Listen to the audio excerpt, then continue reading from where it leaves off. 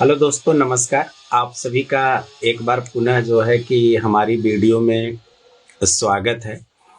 आज चूंकि पुनः एक हमारे दो दोस्त लोग हैं, तो एक तो हिस्ट्री से पीएचडी हैं, दूसरे हिस्ट्री विषय से मेंस लिखते हैं।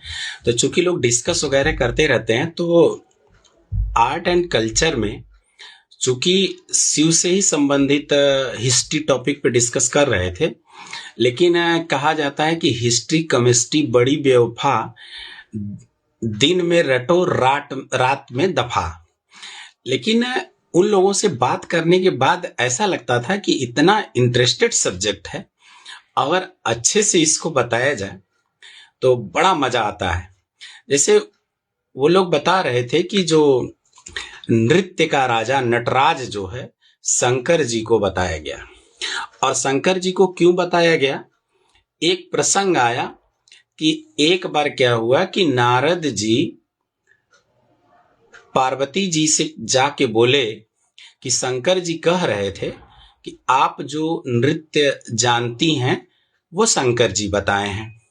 पार्वती जी को गुस्सा आ गया कि वो क्या हमें बताएंगे, हमने उनको बताया है।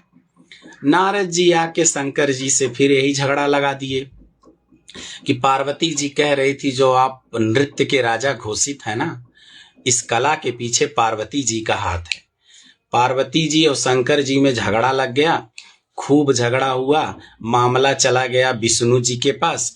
और विष्णु जी को लगा कि क्यों ना हम भी थोड़ा आनंद ले लें इसी झगड़े में।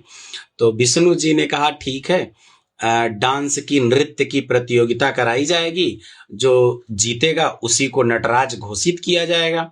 डांस की प्रतियोगिता शंकर जी और पार्वती जी में शुरू हो गई। दोनों लोग खूब नाच रहे थे, खूब नृत्य कर रहे थे, अनेक प्रकार की जो है कि शास्त्रीय कलाओं को दिखा रहे थे, कोई हार नहीं रहा था। नारद जी को लगा ये तो बड़ी विचित्र स्थिति बनने वाली है। नारद जी ने शंकर जी के कान में जाके बोला कि आधा नारी का रूप लेके आप नृत्य करिए।